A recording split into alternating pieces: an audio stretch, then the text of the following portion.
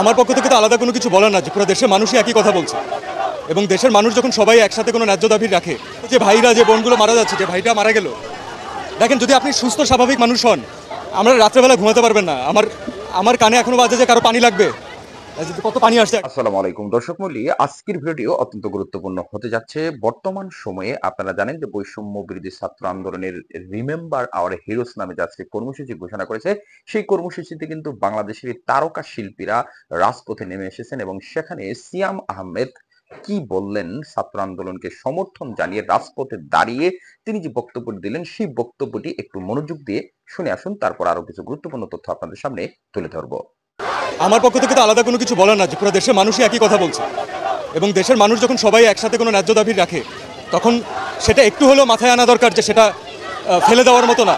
তো আমরা আমাদের যে ভাইরা যে বোনগুলো মারা যাচ্ছে, যে ভাইটা মারা গেল, দেখেন যদি আপনি সুস্থ স্বাভাবিক মানুষ হন, আমরা রাত্রেবেলা ঘুমাতে পারবেন না।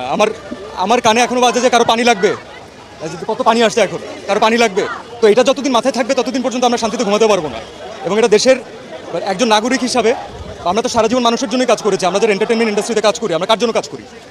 কোনো ইন্ডিভিজুয়ালকে দেখানোর জন্য কাজ করি না, আমরা দেশের মানুষের জন্য কাজ করি।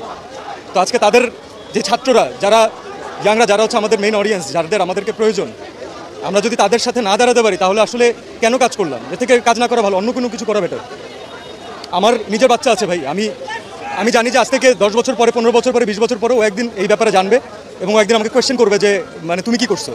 তখন আমি বুক উঁচু করে বলতে চাই যে না, আমি কিছু চেষ্টা করছি। So definitely I am with the students.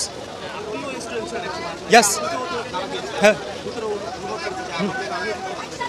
আপনি নিজেরটা বলেন, আপনার কোনো ক্লাসমেটের সাথে এমন হলে আপনি নিজে থাকতে পারতেন বাসায়?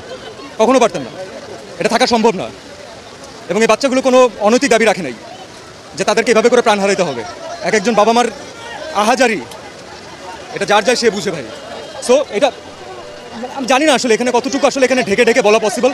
আমি কোনো ঢেকে কোনো কথা বলতে চাচ্ছি না আসলে। আর এটা এর এর বিচার যতদিন পর্যন্ত না হবে, ততদিন পর্যন্ত বাংলাদেশের কোনো মানুষ শান্তি পাবে না, আমার বিশ্বাস।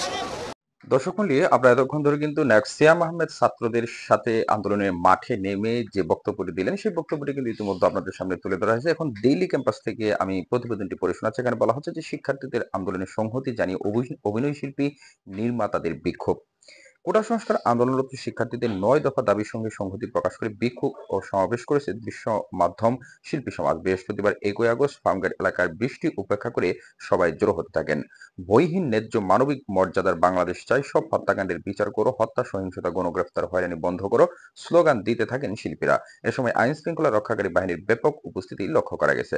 বৃহত্তর চলচ্চিত্র, আলোকচিত্র, থিয়েটার, গণমাধ্যম সহ দৃশ্য মাধ্যমের নানা শাখার কর্মীরা দৃশ্য মাধ্যম শিল্পী সমাজ ব্যানারে কোটা সংস্কার আন্দোলনকে কেন্দ্র করে দেশে হত্যা, সহিংসতা ও গণগ্রেফতার, হয়রানির প্রতিবাদ করা হয়েছে।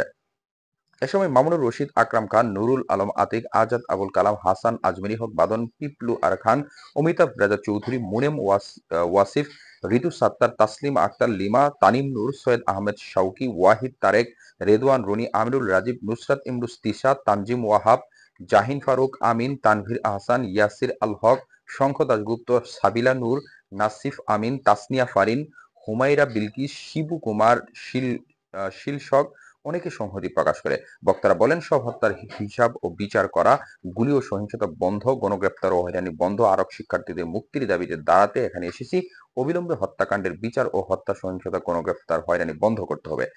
যেই ন্যায্যতা, সমতা ও মানবিক মর্যাদার অঙ্গীকার নিয়ে মহান মুক্তিযুদ্ধের মাধ্যমে ঘটেছিল স্বাধীন বাংলাদেশের অভ্যুদয়, সেই বাংলাদেশের নাগরিক হিসেবে নিরাপত্তা ও ন্যায় বিচার আমাদের সাংবিধানিক অধিকার বলে দাবি করেন এখানকার বক্তারা।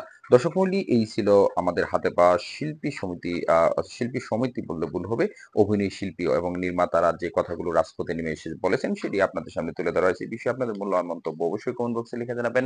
আর পরবর্তী আপডেট পেতে আমাদের এই চ্যানেলটিকে সাবস্ক্রাইব করে বেল আইকনটি বাজিয়ে সাথে থাকবেন। ধন্যবাদ সবাইকে। আসসালামু আলাইকুম।